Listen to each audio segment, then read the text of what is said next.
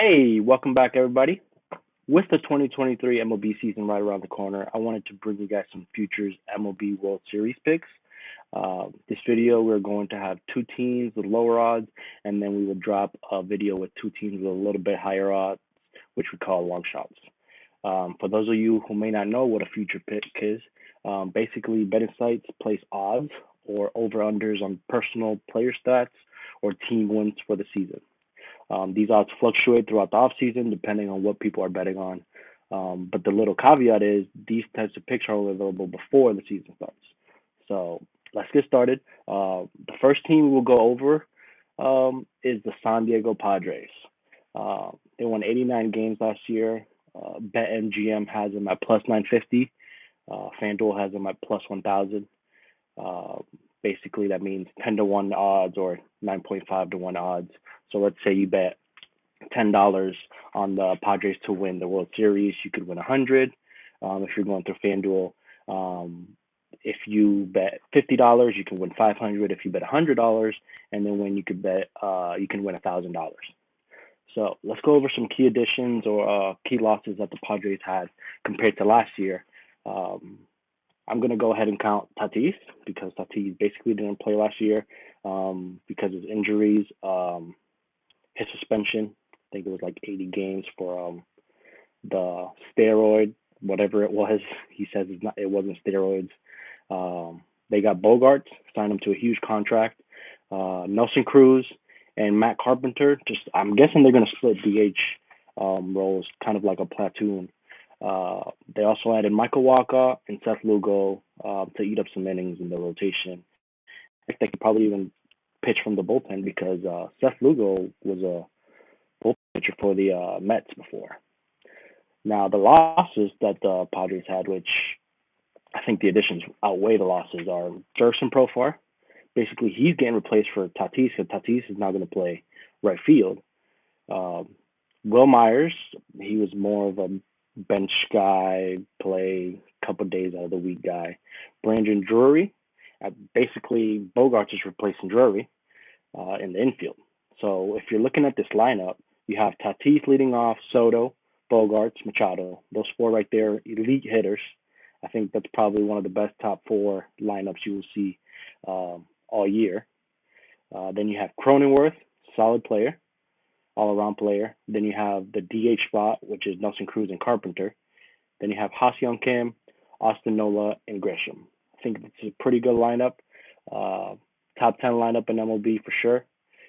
Now the rotation, you have Yu Darvish, Blake Snell. You would have Joe Musgrove here, but he got injured. I believe it was a dumbbell that fell on his foot in the weight room. So he's going to be out for a little bit. So as a number 3, they have Michael Wacha. Then they have Nick Martinez and Seth Lugo.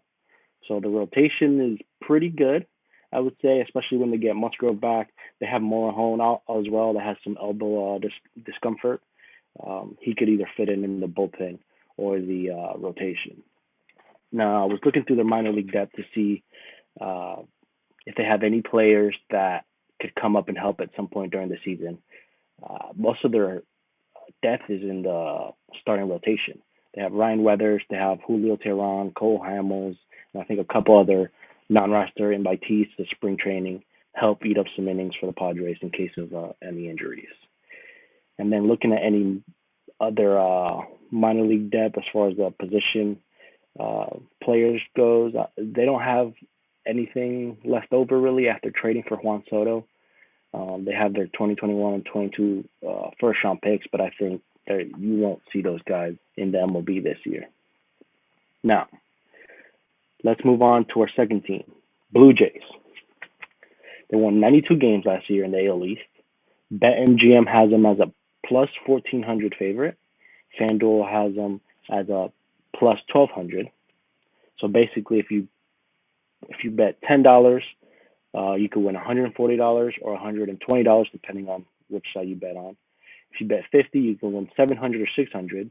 If you bet 100, you can win 1,400 to 1,200. The Blue Jays are definitely better than last year. Last year, when all the talk was going around that the Blue Jays they're going to win the AL East, that They're the best team in baseball. All this talk that was going on, all this hype that they had, especially after Vladdy said, "Oh, this is just the trailer when they were in spring training. The movie is next." I, I wasn't for it. I didn't believe it. They weren't a complete team. They were missing some pieces in the lineup. The rotation was meh. I mean, other than Manoah and Gosman, I didn't believe it. But this year we can talk about it. This year you can call it the movie. Now they just got to go out there and prove it. But this year they got a lot better, in my opinion. The lineup has more depth. So the key additions that they had this year was Chris Bassett, Dalton Varsho, Whit Merrifield. I'm going to count because they only had him for half the year when they traded for him at the deadline. Brandon Belt, which I think still has some thump in his bat, whenever he's healthy, obviously. And then Kevin Kiermaier, which is more of a defensive outfielder. I think they're just trying to protect Springer from playing center field. But they did have at least one key loss, which was Teoscar Hernandez. But that's replaced with Varsho, Merrifield, Brandon Belt, Kiermaier. So I think they come out winning on that side. They lost Ramiro Tapia, Lourdes Gurriel, and Ross Stripling. So if you're looking at this lineup now, you're looking at George Springer leading off. Then you have Bichette, Vlad Jr. I have Brandon Belt just to split up some righty lefties. Then they have Kirk, Dalton Varsho, Matt Chapman, Whit Merrifield, and Kevin Kiermaier.